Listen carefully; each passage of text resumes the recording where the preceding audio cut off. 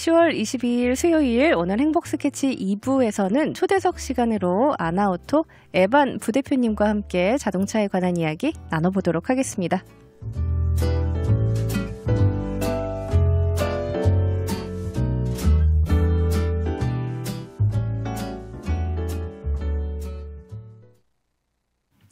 어서 오세요. 환영합니다. 예, 안녕하세요.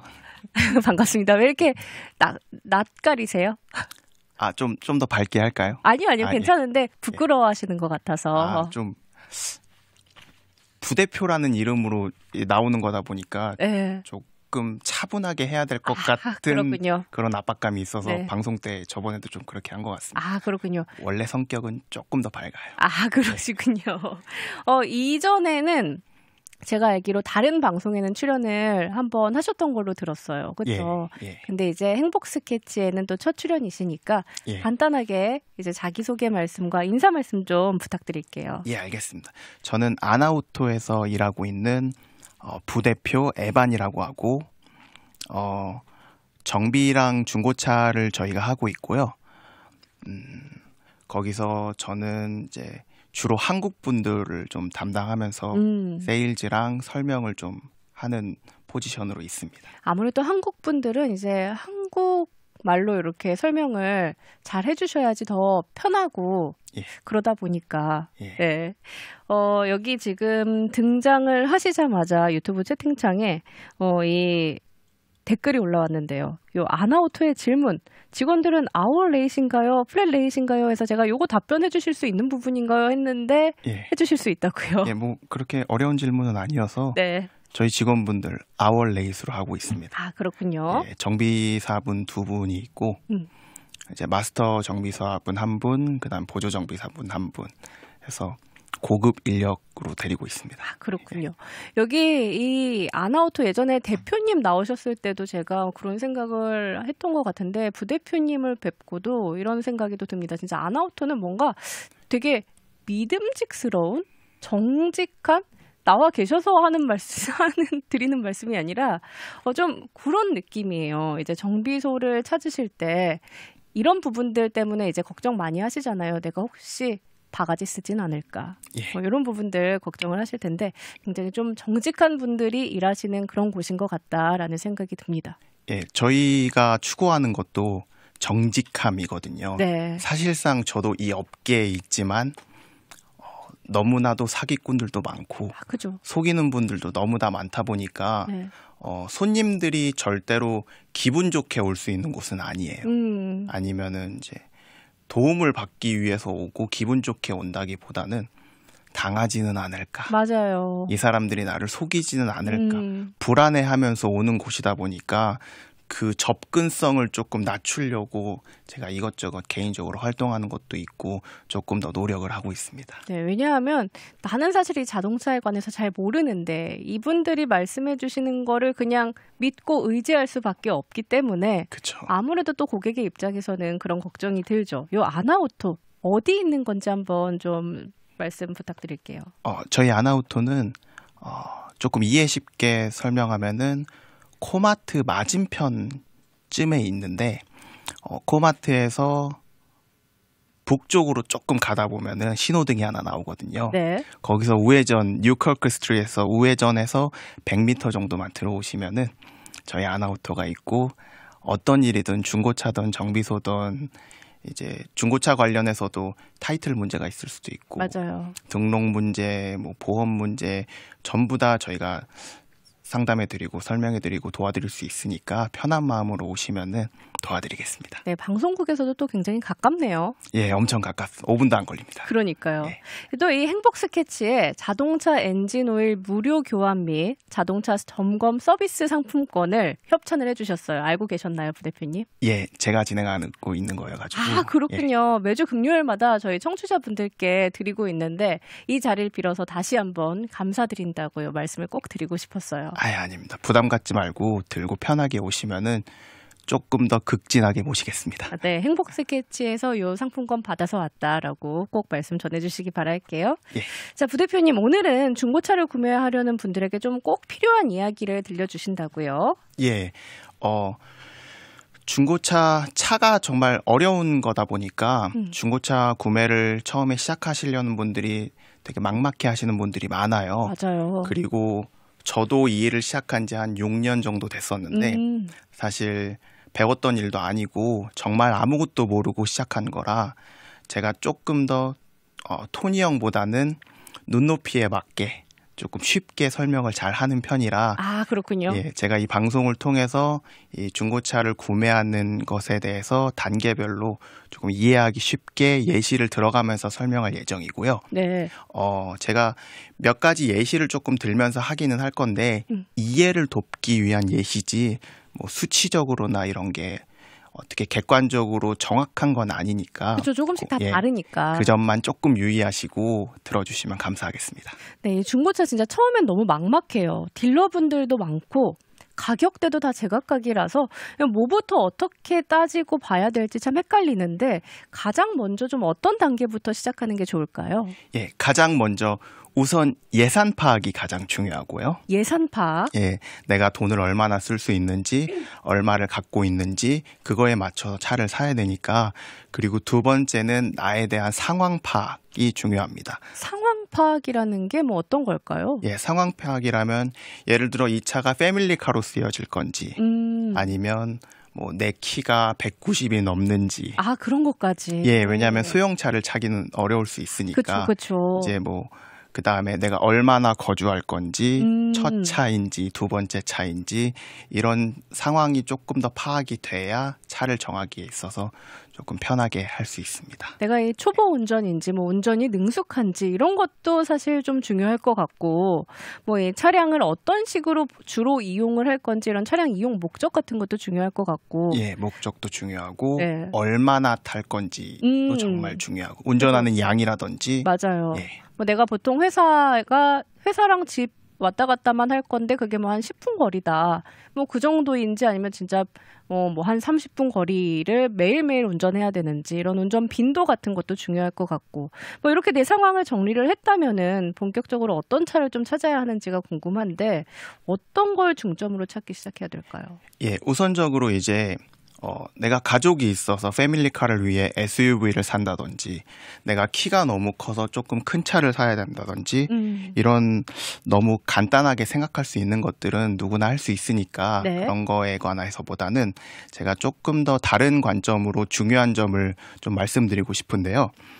저는 이제 이 차를 내가 3년 이상 탈 차인지 그 이하로 탈 차인지에 대한 기준을 잡고 접근을 하시는 거를 처음에 추천을 해드리고 있어요. 3년 이상을 탈 차인지 그것보다 적게 탈 차인지 이건 왜 3년으로 정해진 걸까요? 예, 이제 차 관리는 일반적으로 정비랑 수리 이렇게 두 가지로 나뉘게 되는데 간단하게 말씀드리면 정비는 이제 오일 체인지, 트랜스미션 오일 체인지, 그다음에 때 되면 갈아줘야 되는 것들. 고장이 나기 전에 미리미리 해주는 게 정비고. 이렇게 뭐 사람으로 따지면은 미리 건강검진 같은 건강검진, 아침 운동, 그죠. 영양제 챙겨 먹기 이런 게 정비. 그리고 고장이 났을 때 고치는 거를 제가 수리라고 말씀을 드려요. 사람으로 따지면 병이 걸렸을 때 주사를 맞는다든지 수술을 받는다든지 치료를 받는 거. 예, 치료를 받는 거. 당연히 수술이 돈이 더 많이 들어가게 되고 당연히 정비를 해 주어야 수술을 할 수 있는 확률이 줄어들게 됩니다. 근데 이제 정비라는 개념은 차를 오래 탈 경우에 꾸준히 해줬을 때 이제 내가 최종적으로 수리를 덜 하게 되니까 돈을 아낄 수 있는 건데 예를 들어 저희 이제 미국 같은 경우는 저희가 한국처럼 다 여기 사시는 분이 아니다 보니까 유학생 분들도 있고 주재원 분들도 있고 인턴 분들도 있고 상황에 따라서 차를 탈 수 있는 기간이 좀 다를 수 있거든요. 나는 뭐 1년만 미국에 머물 거야 뭐 이런 분들도 진짜 계시니까요. 그렇죠. 이제 그렇게 단기적으로 있는 분들한테는 저희가 꾸준히 정비를 하는 것에 대해서 말씀을 드리지 않고 있어요. 이거를 차를 뭐 이제 매년 뭐 한 번씩 어떻게 해야 되거나 하는 거를 할 필요가 없겠네요. 생각해 보니까. 그렇죠. 사실 극단적으로 내가 모르는 이 다음 차를 사는 사람을 위해서 돈을 쓸 필요는 없으니까. 그렇죠. 그게 가장 현실적이죠. 운에 맡겨라라고 말씀드릴 때도 있어요.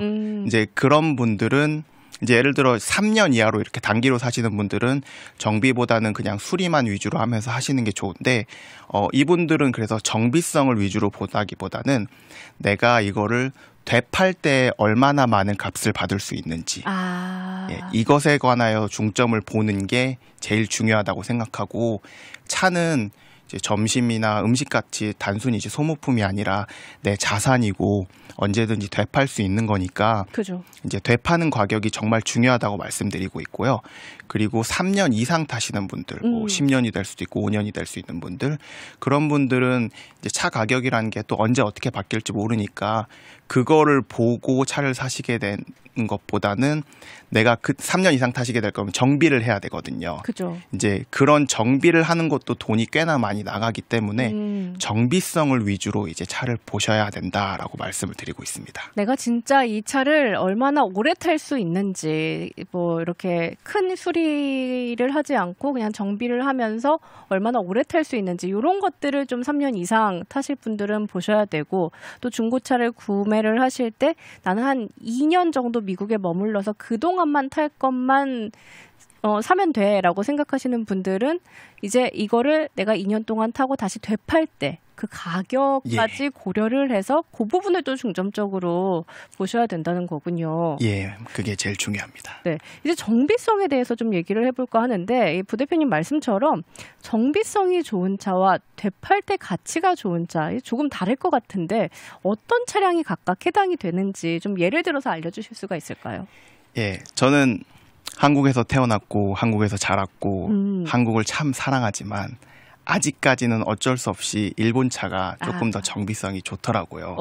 예, 도요타 계열과 혼다 계열이 정비성이 확실히 우수할 수밖에 없기 때문에 오래 타시는 분들 중에서 정비성을 위주로 보는 분들한테는 이런 차량을 볼 수밖에 없다고 말씀을 드리고 있고, 이런 이야기 진짜 많이 듣거든요. 일본 차가 장고장 없이 오래 타, 이런 이야기. 예. 네, 많이 들었거든요, 사실. 예, 그거는 너무나 증명됐고 모두가 아는 사실이라서 네. 참 안타깝지만 부정할 수 없는 현실입니다. 아직까지는. 예, 네. 근데 저는 지금 현대차들 나오는 새 차들은 충분히 곧 역전할 수 있지 않을까 싶을 정도로 잘 만든다고 생각하고 있어요. 네, 일본 차가 그러면 우선 가장 정비성이 좋고, 예. 그 다음은 어떻게 될까요? 예, 뭐 그 다음은 한국 차가 정비성이 우수하기는 한데, 근데 정비성을 보시던 이제 되팔 때 가격을 보시던 사실상 저는 마일리지를 위주로 보라고 말씀을 드리고 있어요. 마일리지가 그냥 저희가 일반적으로 생각했을 때는 중고차 구매할 때 마일리지 좀 적게 탄 차는 좋은 차, 뭐 많이 이미 탄 차는 좀 그런데 뭐 이렇게 생각을 하게 되잖아요. 예, 그게 틀린 말은 아니고, 왜냐하면 이제 정비성으로만 봤을 때 도요타를 보더라도 이제 대부분 파트의 수명들이 언젠가는 다 교체를 해야 되는 건데 다는 아니지만 대부분의 파트 수명이 마일리지로 정해져 있지 연도로 정해져 있지는 않아요. 5년마다 갈아라, 10년마다 갈아라 보다는 8만 마일마다 갈아라, 5만 마일마다 갈아라 이런 식으로 돼 있다 보니까 이제 내 예산에 맞춰서 최대한 마일리지가 낮은 차량을 사는 게 정비성이 좋고, 그리고 되팔 때 차량은 모델도 중요하지만 마일리지가 정말 중요한데요. 예, 이게 제가 예시로 드는 것 중에 하나가 차량을 설명할 때 동물 수명에 빗대어서 빗대서 설명을 해드릴 때가 있는데, 네. 가장 정비성이 좋고 수명이 긴 렉서스 같은 경우 제가 사람이라고 설명해드리고, 그래도 요새 100세 인생이니까 한 100살까지 살 수 있는, 그리고 이제 나름 나쁘지 않은 중고차에서 이제 현대차, 기아차 이 정도를 이제 코끼리 정도. 코끼리의 수명은? 코끼리는 한 60년 정도 삽니다. 60년 정도 사는군요. 그리고 조금 극단적으로 설명드릴 때 정비성이 가장 낮고 수명이 짧은 이제 마세라티라든지 이런 차량들은 제가 강아지나 고양이라고 말씀을 드려요. 한 20년 정도. 한 20년 정도 살죠. 이제 그러다 보니까 똑같은 마일이더라도, 똑같은 연식이더라도, 예를 들어 이 새 차량들이 똑같이 20년이 지났을 때 렉서스는 20살인 거고, 네. 현대 기아는 이제 수명이 60년이니까 34~5살 정도 된 거고, 마세라티는 정말 95살, 100살 죽을 가까이가 된 이제 수명이기 때문에 이제 극단적으로 말씀드리면 마세라티 5만 마일, 6만 마일보다 렉서스 18만 마일, 19만 마일이 조금 더 긴 수명이 남은 상태거든요. 그래요? 예. 그래서 단순히 눈앞에 보이는 마일보다는 내가 이 차량의 수명이 어느 정도인지 파악을 하고 이제 남은 수명을 통해서 이제 마일리지를 선정하고 사는 게 정비성에서 훨씬 더 유리하게 갈 수가 있고요. 실질적으로 이제 유럽 차들 같은 경우는 수명이 많이 짧다 보니까 한 8만 마일 정도만 넘어가면 돈이 많이 들어가거든요. 근데 이제 유럽 차 8만 마일이 도요타 16만 마일보다 사람들이 더 좋은 차고 정비성이 좋다고 생각하고 사가시는 경우가 많아요. 네. 예, 이게 제가 이제 되팔 때 마일이 중요하다고 하는 포인트 중에 하나인데 실질적 수명은 다르지만 제가 눈에 보이는 마일의 폭력성이라고 표현을 하거든요. 네. 이제 눈앞에 보이는 마일이 높을수록 이게 나한테 체감되는 숫자가 이게 너무 높다 보니까 질에 겁을 먹는 경우가 꽤나 있습니다. 맞아요. 막 10만 마일 넘고 15만 마일 넘고 이러면은 이 차 사도 괜찮은 거야 싶거든요. 예, 그게 이제 그렇다 보니까 대략적으로 이제 제가 이제 중고차를 팔면서 시장에서 그 단위가 5만 마일 정도로 5만 이제 마일로. 제가 끊어서 말씀을 드리는데 네. 이제 보통 5만 마일 이하 차량 같은 경우는 다들 정말 새 차네. 네. 안심하고 살 수 있는 차량. 10만 마일 이하 차량도 와 정말 로우 마일이다. 중고차인데 이 정도면 괜찮지. 하고 15만 마일 이하 뭐 중고차니까 그 정도 중고차다. 그럴 수 있지. 네. 딱 중고차네. 근데 이게 15만 마일이 넘어가는 순간 다들 이게 하게 되는 거예요. 맞아요. 그리고 20만 마일이 넘어가면 이게 굴러가나 싶게 되는 거고. 사도 되는 건가? 예. 네. 근데 그 기준이 15만 마일이 정말 커요. 15만 마일이요? 예. 15만 마일이 넘어가는 순간 내가 이거를 살지 안 살지에 대한 거부감이 가장 크게 일어나는 구간이에요. 사람들이 보통. 예. 그리고 일반적으로 저희가 이제 칼구로라든지 이제 해외 웹사이트에 차량을 광고를 하고 있는데 그거를 검색하시는 분들도 연식이라든지 마일리지를 필터를 넣고 검색을 하는데 필터를 넣을 때 14만 8,297마일 이하 이렇게 넣으시는 분들은 없어요. 그죠. 15만이면 15만, 10만이면 10만, 약간 이런 식으로 넣으시지 11만 5천 이렇게 애매하게 넣으시는 분들이 없거든요. 그렇죠, 그렇죠. 그래서 저희 입장에서도 이게 개인 거래로 팔 때도 그게 영향이 끼치지만 저희한테 팔러 왔을 때도 14만 9,999마일하고 15만 1마일하고 실질적으로 차는 전혀 크게 차이가 없는데 그 필터를 넣는 분들한테 보여지는 그게 달라지기 때문에 마켓에서 경쟁성이 확실히 떨어지다 보니까 15만 마일을 정말 중점으로 두고 있습니다. 그러다 보니까 제가 되팔 때 좋은 가격을 받고 쉽게 팔 수 있는 마일은 15만 마일이 넘지 않는 차량이라고 말씀을 드리고 있고요. 네. 텍사스 같은 경우는 물론 운전에 따라 다르지만 일반적으로 평균 1년에 8천 마일에서 한 12,000 정도가 에버리지로 잡고 있어요. 1년에 8천에서 12,000마일 정도 운전을 합니다. 예. 그렇군요. 그러다 보니까 이제 내가 이 차를 1년을 탈 건지 2년을 탈 건지에 대해서 그 평균을 넣어보고 그거에 맞춰서 예를 들어 1년을 타게 되면은 이제 14만 마일 이하 차량을 산다든지 이제 내가 되팔 때 적어도 15만이 넘지 않는 차량을 사는 거를 저는 추천을 드리고 있습니다. 그렇군요. 뭐 내가 예를 들면 3년을 탈 건데 13만 마일이 된 차를 사면 조금 애매하겠네요. 예, 조금 애매할 수 있어요. 그리고 이제 저희 손님분들 중에서 인턴분들이 되게 많으세요.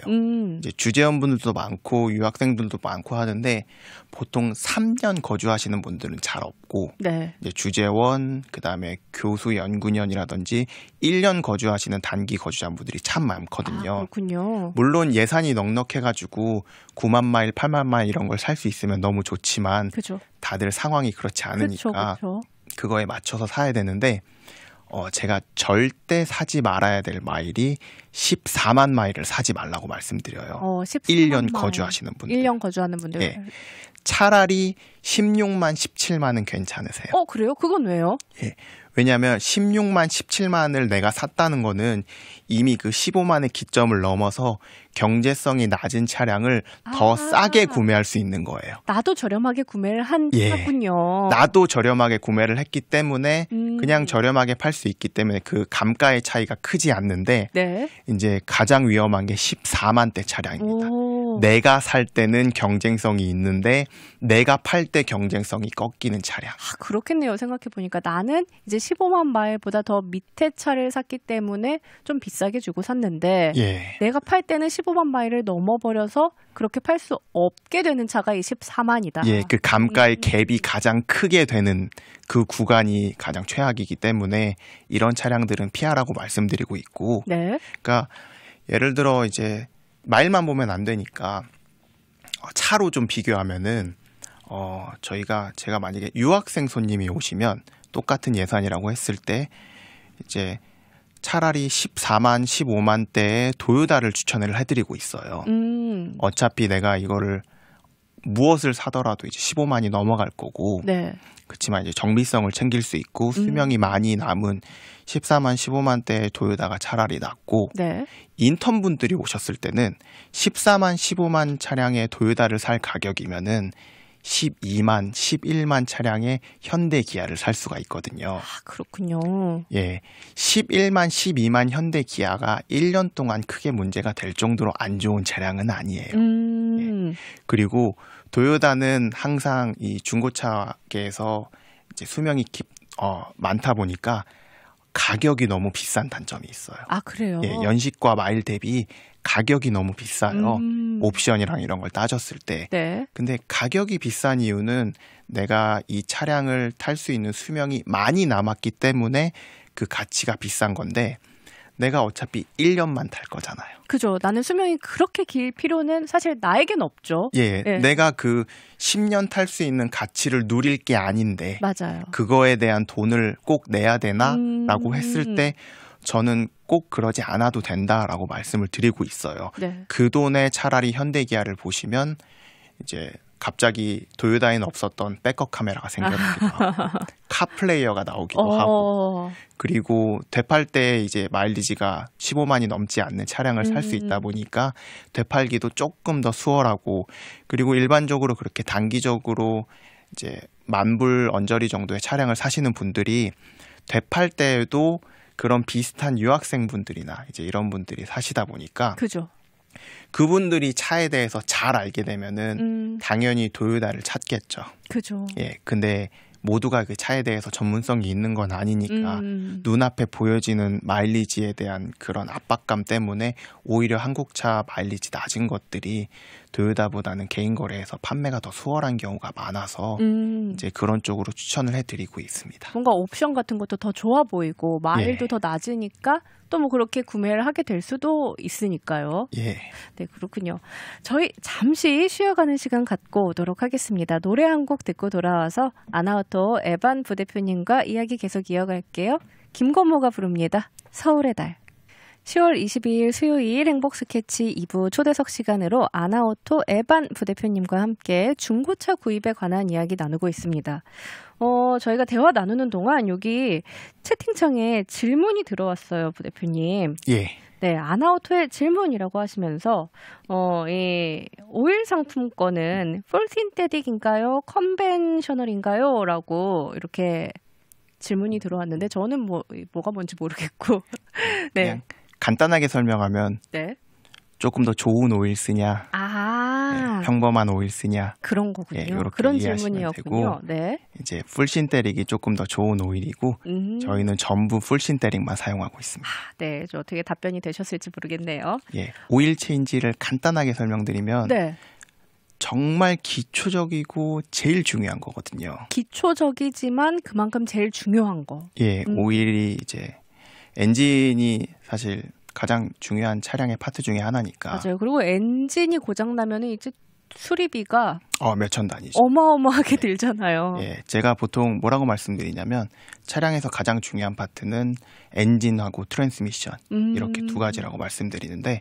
엔진은 사람으로 따지면 심장입니다. 심장. 예, 힘을 넣어주는 쿵쾅쿵쾅하는 심장이고 트랜스미션을 생각보다 모르시는 분들이 있는데 이제 기어 조절을 하는 장치고 속도에 관련된 이제 속도 조절 장치예요. 그러다 보니까 제가 뭐라고 표현하면 뇌라고 표현하고 있습니다. 그건 뇌다. 예, 컨트롤하는. 예, 엔진은 힘을 주고 트랜스미션은 컨트롤하니까 이제 뇌라고 말씀을 드리고 있으니까 이 두 개만큼은 당장 안 아프더라도 철저하게 관리해 주시는 게 좋습니다. 미리미리 항상 점검이 필요한 부분이라는 거. 예. 지난번에 이제 토니 대표님께서 오셔서도 그 말씀 해주셨거든요. 예. 미리미리 점검할 이게 사실 모든 거를 하나하나 다 체크를 미리미리 할 수 있으면 좋겠지만 그러다 보면 이제 지갑이 얇아질 수밖에 없기 때문에 꼭 필요한 부분들 몇 가지는 좀 미리미리 그래도 점검을 해주면 차를 훨씬 더 오래 탈 수 있다. 예, 이게 제가 차를 사람 몸이랑 똑같다고 표현을 하는데 아까 말씀드렸다시피 건강검진, 아침 운동 이런 것처럼 근데 내 몸이 아픈 게 아니다 보니까 이제 멀쩡하니까 생돈이 나가는 것 같아서 맞아요. 예, 그래서 정비를 조금 망설이시는 분들이 많으세요. 근데 제가 손님분들한테도 간단하게 조금 장난처럼 말씀드리는 거는 정비를 안 하시는 게 저희 비즈니스 입장에서는 더 좋아요. 그렇죠. 그러면 나중에 큰 고장이 나서 더 큰 돈을 내고 이걸 고쳐야만 하게 되니까. 예, 수리가 돈이 더 많이 들어가게 되다 보니까 비즈니스 입장으로 봤을 때는 그게 더 좋은데 그죠. 예, 도의적인 입장으로 봤을 때는 그게 아니기 때문에 이제 결국 그런 것들이 쌓여서 이제 고장이 나게 되는 거고 큰 돈이 나가게 되는 건데 그 부분이 조금 아쉬워서 최대한 그런 일이 발생하지 않게 손님분들이 오셨을 때 이해하기 쉽게 설명을 드리는 편입니다. 그렇군요. 예, 저희 중고차 구입에 관한 이야기를 하고 있었는데 사실 겉보기에는 진짜 멀쩡한데 이상하게 싼 차들도 간혹 있잖아요. 예, 경험상 이런 조건의 차는 좀 조심해야 된다 하는 포인트가 있을까요? 예, 일본차 좋다는 얘기 듣고 도요타 혼다를 찾아보시다가 이제 내 예산 버짓에 비해 마일리지가 너무 높다든지 연식이 너무 낮춰져서 너무 못생긴 차량이 나온다든지 이제 이런 거를 보다가 다른 차를 봤었을 때 타이틀적으로 문제도 없고 연식도 높고 마일도 낮은데 가격이 굉장히 싼 차량들이 이제 시장에 존재하기도 해요. 이제 제가 모델 언급하는 게 조금 조심스럽긴 한데 예를 들어 포드 포커스라든지 닛산 센트라라든지 기아 포르테 뭐 요런 이제 모델들이 몇 가지가 있는데 제가 손님들이 오셨을 때도 이런 부분에 대해서 설명을 드리는데 딜러들 중에서 사기꾼은 있어도 바보는 없습니다. 그게 어떤 의미일까요? 싼 거를 비싸게 파는 사기꾼은 있어도 제 가치를 안 받고 싸게 파는 바보는 없어요. 그게 싼 거에는 그만한 이유가 있는 것이다. 예, 다 이유가 있는 겁니다. 그러니까 이렇게 극단적으로 마일이 낮은데도 싼 차량들은 낮은 마일에도 제가 앞서 요거 때문에 설명을 드렸는데 이제 가장 중요한 부품은 엔진이나 트랜스미션에 고장 위험이 있는 차량들이 주로 그렇게 낮은 가격에 형성이 되고 있어요. 그렇군요. 예, 예를 들어서 제가 방금 앞서 말씀드린 이제 포드 포커스 같은 경우는 물론 연식마다 조금 다르기는 해요. 제너레이션마다 다르니까 12년도에서 17년도 사이에 이제 만들어진 포드 포커스가 트랜스미션이 5만 마일 정도만 됐을 때도 고장이 나는 경우가 정말 많아서 예, 아까 말씀드린 5만 마일 이하다. 와, 정말 새 차네 하고 샀다가 1년도 안 돼서 가장 중요한 파트 이제 견적이 몇 천이 나오는 미션이 고장이 날 확률이 있기 때문에 이렇게 위험 부담이 큰 차량들이 가격이 싸게 측정이 돼 있으니까 싼 게 비지떡이라는 있다는 말이 있듯이 많이들 조심하셔야 됩니다. 그렇군요. 이게 다 그만큼 뭐 마일도 얼마 안 됐고 차도 괜찮아 보이는데 다 진짜 문제도 없고 그런데 이게 굉장히 저렴하게 나왔다 하는데 이런 모델들이라면은 그게 그만한 이유가 또 있는 부분이니까 좀 조심을 하셔야 된다. 주의를 하셔야 한다. 예, 그리고 추가적으로 제가 말씀드린 전체적으로 싼 모델이 아니라 인기가 있는 모델인데 싼 애들은 당연히 타이틀을 먼저 확인을 꼭 하셔야 되고 네. 이게 클린 타이틀인지 셀비지 타이틀인지 이제 이런 부분에서 카펙스 같은 걸 꼭 보셔야 되는데 네. 카펙스를 보는 게 개인 거래에 있어서는 한번 확인할 때마다 50불 정도가 들어가거든요. 아 그래요? 예. 아 몰랐네요. 예, 그래서 그거를 돈이 아깝다고 확인 안 하시고 주인 말만 믿고 사시는 경우가 있어요. 네. 그러니까 제가 들었던 예시 중에 하나는 예를 들어 타이틀이 이제 셀비지 타이틀이나 문제가 생기게 되면은 타이틀에 이제 표시가 있거든요. 이게 문제가 있는 타이틀이라고. 근데 여기서 사기가 일어날 수 있는 확률이 뭐가 있냐면 예를 들어 제가 차를 샀어요. 네. 저는 클린 타이틀을 때 샀어요. 네. 근데 제가 사고를 내서 셀비지 타이틀이 됐어요. 네. 그렇지만 제가 갖고 있는 종이는 클린 타이틀이잖아요. 시스템상으로는 셀비지로 넘어갔지만 제가 갖고 있는 종이는 클린인 거예요. 왜냐하면 굳이 재발급을 받지는 않으니까. 네. 근데 거래를 할 때 이거 봐봐. 아무런 거 없잖아. 이거 클린 타이틀이야. 하고 팔고 그 사람들은 아 클린이구나 하고 샀다가 믿고 샀는데 바꿔져 있는 이제 내 이름으로 나오는 타이틀은 셀비지로 받게 되는 거죠. 아 그렇군요. 예, 이런 경우가 되게 많아요. 특히 페이스북이나 크레이그리스트 같은 곳에서 많이 일어나는 사기 중에 하나고 이제 저희 같은 경우는 카펙스에 계정이 있다 보니까 네. 이제 무제한으로 확인이 가능해요. 이거 확인해 드리는 거 얼마 안 걸리니까 정말 그냥 아무 상관없이 저희 손님 아니시더라도 문자나 전화 주셔서 이거 카펙스만 한번 체크해 주실 수 없냐라고 물어보시면은 제가 적어도 기록 정도는 확인해 드릴 수 있으니까 이제 제발 어디 가서 사기당하지 마시고 맞아요. 저희한테 문의 한 번이라도 주시는 거를 저는 추천드리고 싶습니다. 너무 속상하죠. 예. 이 카펙스 아까 이야기하셨는데 이거는 이제 완벽하게 믿을 만한 건가요? 또 어떤 아니요. 항목들을 유심하게 봐야 될지도 예. 궁금하고요. 제가 카펙스에 대해서만 설명을 해도 정말 이 방송 시간을 다 채울 정도로 정말 중요한 서류 중에 하나인데 카펙스가 약간 정부에서 조금 인증해주는 그런 기록이다 보니까 가장 믿음직스러운 건 맞아요. 네. 예. 근데 그거를 100% 신뢰하기에는 예를 들어 이제 이 미국 사회에서는 한국과는 다르게 보험이 없으신 분들이 생각보다 많습니다. 그렇죠. 예, 제가 듣기로는 보험사 쪽에서 듣기로는 수치로는 15%에서 20% 정도가 무보험으로 운전을 한다고 들었어요. 아, 그렇게 많이요? 정말 어마어마하게 많은 거거든요. 네. 제가 출퇴근하면서 보는 차량들이 수백 대인데 그러니까요. 거기서 100몇십 대가 무보험인 거예요. 이제 예를 들어 그리고 모두가 합법적인 비자로 있지는 않으니까. 아, 그렇죠. 예, 예를 들어 제가 불법적인 상태로 신분으로 갖고 있고 보험이 없는 상태에서 사고가 나요. 네. 그랬을 때 제가 경찰에 신고를 할까요? 안 하죠. 절대 안 하죠. 네. 예. 그래서 모든 기록이 카펙스에 남지는 않습니다. 아, 그런 경우가 있겠네요. 이게 예. 등록이 제대로 안 되어 있는 경우에 굳이 신고를 안 하면은 모르는 거니까. 예, 아무도 모르니까. 경찰도 모르고 보험도 없기 때문에 보험사에서도 클레임이 들어갈 수가 없다 보니까 그래서 제가 카펙스에 문제가 있으면 피하되 카펙스에 문제가 없다고 100% 신뢰는 하지 마세요. 말씀을 드리고 있고 네. 조금 더 극단적으로 설명을 하면은 보험 사고 기록이라는 게 카펙스에 나와요. 근데 기록이 있다는 거는 결국 누군가가 알고 보험 클레임이 들어가고 온전히 고쳐졌을 확률이 조금 더 높습니다. 예. 근데 기록이 없는데 사고가 났던 차량은 네. 보험도 없고 이제 보험이 없다는 뜻은 사실 돈이 없다는 뜻이거든요. 네네. 그런 분들이 제대로 된 정비소에서 차를 고쳤을 확률이 가장 낮기 때문에 중고차를 구매할 때 제가 이제 뭐 차에 대해서 잘 알고 정비에 대해서 잘 알고 그러면 너무 좋지만 그게 대부분 아니니까 가장 피해야 될 차량이 카펙스에 기록이 없이 큰 사고가 났던 차량이라고 말씀을 드리는데 그거는 구분하는 방법이 몇 가지 있긴 한데 조금 차를 보면서 설명을 해야 돼가지고 그거는 저희가 손님 오셨을 때마다 이제 항상 설명해 드리는 부분이고 저희가 이제 제가 보통 한국 손님을 받게 되면은 시간이 있으시고 원하시면 급하신 분들도 있으니까 기본적으로 2-3시간 정도 예, 시간이 소요가 돼요. 아, 그렇군요. 예.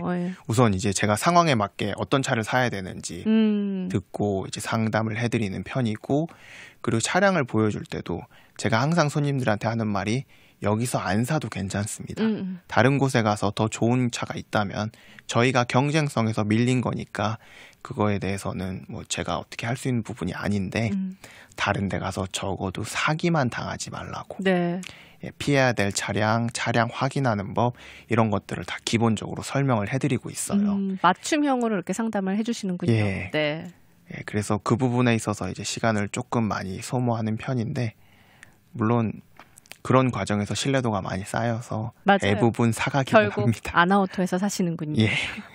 자, 그러면은 여기 질문 한 개만 더. 제조사에서는 트랜스미션 오일 무교환으로 뭐 매뉴얼에 나오는데 워런티 기간 중에 갈아주는 게 나을까요? 아니면 워런티 지나고 갈아야 할까요? 라고 질문 하나 올려주셨어요. 트랜스미션 오일이 굉장히 어려운 오일 중에 하나예요. 아직도 말이 많습니다. 아예 교체를 안 해도 된다는 분들도 있고, 그리고 이제 3만 마일마다 교체를 해줘야 된다는 분들도 있고. 전문가들끼리도 의견이 갈리는군요. 예, 전문가들끼리도 의견이 갈리고. 네. 조금 더 특이한 점이 있다면 오일 교환을 처음부터 꾸준히 해주면 당연히 이제 좋은데, 일정 기간이 지났을 때 오일을 교환을 하면은 오히려 고장이 나는 경우도 있어요.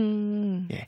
이게 아직도 말이 많은 부분 중에 하나고, 어느 기점부터 그럴 수 있다라는 게 애매하기 때문에 저희도 되게 조심스러운 부분인데, 간단하게 이해하기 쉽게 설명하면은 안에 트랜스미션 오일이 시간이 지날수록 점점 띡해지거든요. 네. 예. 근데 그 미션이 그 띡해진 오일에 적응을 해버려요. 예, 그러다 보니까 거기 안에 이제 닳고 닳아서 쇳가루도 있고 띡해진 상태에서 그냥 버티고 있는데, 그거를 다 빼내는 과정에서 그 쇳가루도 빠지고 그 띡해진 오일이 다 빠지면서 깨끗한 오일이 들어가면서 그 적응돼 있던 거에서 다른 새 오일이 들어간 거에서 미션이 적응을 못해서 고장이 나는 경우도 오히려, 있어요. 예, 네. 오히려. 그래서 긁어 부스럼인 경우가 있어서 막 15만 마일의 현대차 미션 오일 교체 한 번도 한 적 없는 차량이 왔을 때 오일을 교체해달라고 요청을 하시면은 저희가 이 부분을 설명해드리고 어지간하면 거절을 하는 편이에요. 그렇군요. 조금 어려운 말입니다. 네, 저는 개인적으로 제 입장에서는 이제 3만에서 6만 사이, 보통 근데 차마다 조금 달라요. 이제 매뉴얼이 조금 있는데 그래도 꾸준히 교체해 주시는 거를 저는 추천하고 싶어요. 꾸준히 미리미리 교체를 해주는 거를 추천드린다. 예, 근데 조금 추가적으로 설명해 드리면 제가 아까 말씀드렸다시피 이제 정비를 해야 되는 분, 수리를 해야 되는 분이라고 말씀드렸잖아요. 만약에 내가 도요타를 타고 도요타 오일 미션 같은 경우 굉장히 수명이 길어요. 지금 6만 마일이에요.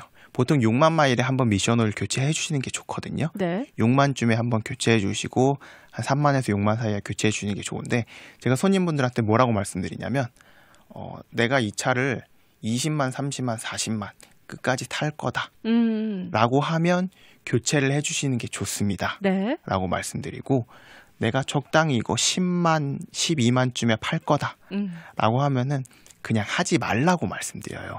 오히려. 예, 왜냐하면 아예 안 해도 그 정도는 충분히 버티고도 남거든요. 12만 마일 정도. 예, 12만, 13만, 운전에 따라서 10만 후반까지도 가는 경우도 꽤나 있어요. 네. 운전이 나이스할수록 미션은 운전 습관에 굉장히 이제 많이 영향을 많이 받기 때문에, 그래서 제가 그렇게 팔 거면 미션을 교체하는데도 100얼마씩 들어가는데 내가 굳이 다음 사람을 위해 몇백 불을 쓰냐 안 쓰냐에 대한 의문이 들기 때문에 책임은 그냥 다음 사람에 넘겨도 괜찮습니다. 네. 라고 말씀드리고, 물론 제가 항상 말하는 말인데 저야 하면 좋죠. 그렇죠. 하면 돈을 버니까. 입장이시지만. 예. 네. 근데 최대한 손님분들의 입장에서 설명을 조금 드리려고 하고 있어서, 근데 오래 타실 거면은 꾸준히 해주시는 게 좋습니다. 그래서 여기 지금 콜로라도 아재님께서 아나오토 좋은 곳으로 확정이라고 남겨주셨어요. 예. 자, 마지막으로 청취자분들께 인사 말씀 부탁드릴게요. 예. 손님분들이 저희한테 이제 좋은 차가 뭐냐고 물어보시는 분들이 많아요. 맞죠. 근데 좋은 차라는 개념이 사람마다 조금 더 다를 수 있거든요. 이제 빠른 걸 좋아하시는 분들, 안전한 걸 좋아하시는 분들, 이제 그렇게 다 다르기 때문에 제가 말씀드릴 수 있는 건 좋은 차는 지금 내가 타고 있는 차다. 아, 지금 내가 타고 있는 차가 나에게 가장 맞는 차고 가장 좋은 차고 좋은 차다. 자기 차를 조금 사랑해 주시면 좋겠고 세상에 나쁜 딜러랑 나쁜 운전자는 있어도 나쁜 차는 없습니다. 명언이네요. 그거를 조금 말씀드리고 싶고 관리 잘 하시고 조금 차를 사랑해 주시면서 타주시면은 감사하겠다고 마지막으로 마무리 말씀드리고 싶습니다. 네, 나쁜 사람은 있어도 나쁜 차는 없는 법이니까. 나쁜 운전자는 있어요. 그래서 이제 좀 더 내 차를 애정을 갖고 잘 아끼면서 이렇게 타면 좋겠다라는 말씀 해주셨습니다. 네, 오늘 귀한 시간 내주셔서 고맙습니다. 감사합니다.